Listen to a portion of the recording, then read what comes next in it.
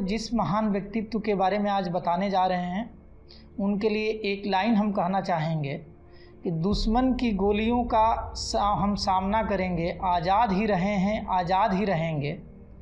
यह विचारधारा जिस महान व्यक्तित्व की थी वो महान व्यक्तित्व कोई और नहीं पंडित चंद्रशेखर आज़ाद जी थे, जिनका जन्म 23 जुलाई 1906 को अलीराजपुर ज़िले के मध्य प्रदेश के भांवरा गांव में हुआ था। इनके पिताजी का नाम पंडित सीताराम तिवारी था, जो कि मूलतः उन्नाव ज़िले के रहने वाले थे, जो उत्तर प्रदेश में आता है। माताजी का नाम जगरानी देवी था। ये बचपन से ही न्यायप्रिय और उच्च विचार वाले थे। चंद्रशेखर का विद्यार्थी जीवन 5-6 साल की अवस्था में शुरू हो गया था। ये अपने बड़े भाई सुखदेव के साथ गांव की पाठशाला में पढ़ने जाते थे। जब ये 14 वर्ष के हुए तो माता पिता से काशी जाकर शिक्षा ग्रहण करने का आग्रह किया, किंतु माता पिता की अनुमति न मिलने पर बिना बताए ही अध्ययन के लिए ये काशी चले गए। इनकी शिक्षा की व्यवस्था काशी के दानी धर्मात्माओं द्वारा विद्यालय को दिए जा रहे अनुदान से हुई। चंद्रशेखर जी बनारस में जब संस्कृत का अध्ययन कर रहे थे, उसी समय दिसंबर 1917 में अंग्रेजी शासन द्वारा रॉलेट एक्ट लाया गया। इस एक्ट द्वारा क्रांतिकारियों के दमन हेतु कानून बनाया गया था।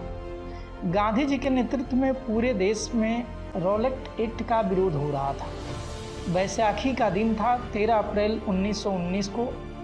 रॉलेट एक्ट के विरोध में जालियांवाला बाग, जो कि अमृतसर में स्थित है, उसमें एक सभा हो रही थी। इस सभा में बच्चे, बूढ़े, औरतें सभी लोग शामिल थे।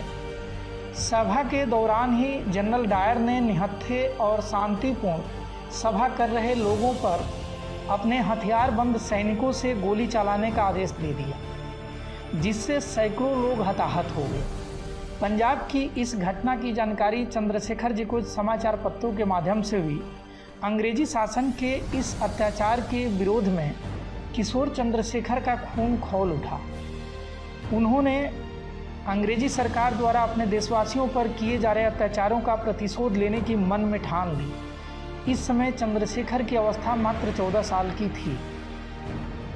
सन 1921 में गांधी जी के द्वारा असहयोग आंदोलन चलाया जा रहा था, जो कि पूरे देश में अंग्रेजी शासन के विरोध में चलाया जा रहा था। समस्त देशवासी अंग्रेजी शासन का तख्ता पलट करने के लिए आतुर हो गए। लोग विदेशी कपड़ों और अन्य वस्तुओं का बहिष्कार करते हुए उनको जलाने लगे। इस स्वदेशी आंदोलन के प्रभाव से चंद्रशेखर भी अछूते न रहे और वो भी आंदोलन में शामिल हो गए। जहाँ भी जुलूस वो हड़तालें होती, चंद्रशेखर आज़ाद वहाँ तत्काल पहुँच जाते। बचपन की कठिन परिस्थितियों ने इन्हें कष्ट सहिष्णु, कठोर परिश्रमी और संघर्षशील बना दिया था। सन 1921 के अंत में ब्रिटेन के युवराज भारत यात्रा पे आए। उनके आगमन का पूरे भारत में विरोध किया गया। इसी क्रम में गांधी जी को गिरफ्तार कर लिया गया। इस घटना के विरोध में बालक चंद्रशेखर ने बनारस के सरकारी विद्यालय पर धरना दी। इसके बाद एक जुलूस का नेतृत्व किया। जुलूस अपनी तीव्र गति से उत्साह, उमंग और जय जयकार के नारों के साथ आगे बढ़ रहा था। तभी पुलिस बल वहां आ पहुंचा। कुछ नवयुवक तो भाग गए, किंतु उनके नेता और 2-3 साहसी नवयुवक नारेबाजी करते रहे, जो कि भारत माता की जय का नारा लगा रहे थे। पुलिस ने सबसे पहले जुलूस का नेतृत्व करने वाले नवयुवक को पकड़ा, जिनका नाम चंद्रशेखर था। बालक चंद्रशेखर अपने गिरफ्तारी पर जरा भी व्याकुल नहीं हुए। पहले की ही तरह उनके मन में जोश, चेहरे पर प्रसन्नता दिख रही थी। उन्हें हवालात में डाल दिया गया। सर्दी का मौसम था, रात का समय था। हाड़ कपा देने वाली इस ठंड में पुलिस अधिकारी ने उन्हें ओढ़ने के लिए कंबल तक नहीं दिया। इसलिए नहीं दिया कि बालक विचलित होकर उनसे माफ़ी मांगे, किंतु ऐसा कुछ भी नहीं हुआ। जब रात के 2 बजे पुलिस अधिकारी बालक चंद्रशेखर को देखने के लिए पहुँचे तो देखकर दंग रह गए। वो देखे कि दंड बैठक करके वो उनका शरीर पूरे पसीने से नहाया हुआ था। अगले दिन बालक चंद्रशेखर को मजिस्ट्रेट के सामने पेश किया गया। मजिस्ट्रेट क्रांतिकारियों को कठोर दंड देने के लिए प्रसिद्ध था। अदालत लगी थी। कटघरे में एक गठीला नौजवान खड़ा था। मजिस्ट्रेट ने पूछा, तुम्हारा नाम क्या है? लड़के ने निडरता के साथ जवाब दिया, आज़ाद। इस बार मजिस्ट्रेट ने कड़कड़ादार आवाज़ में पूछा, पिता का नाम क्या है? फिर उन्होंने कहा, स्वतंत्र। मजिस्ट्रेट अपने प्रश्नों का उत्तर ऐसी ललकारती आवाज़ में सुनकर दंग रह गया। मजिस्ट्रेट ने फिर पूछा, तुम्हारा घर कहाँ है? उन्होंने कहा, जेलखाना।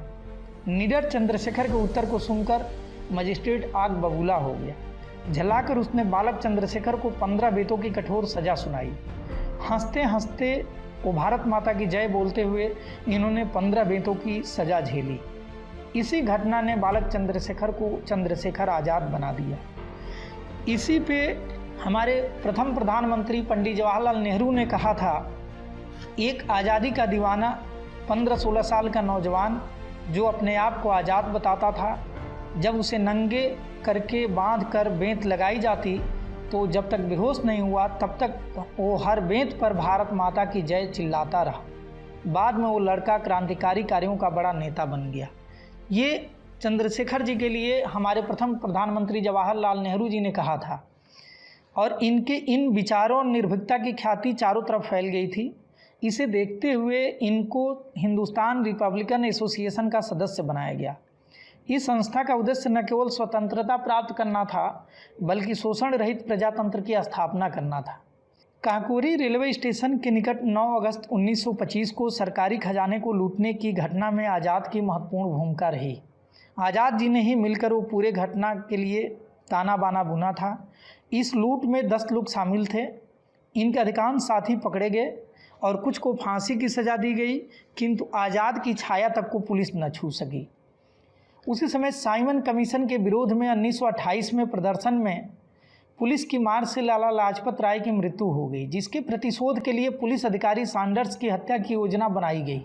इस योजना का नेतृत्व भी चंद्रशेखर आज़ाद ने किया।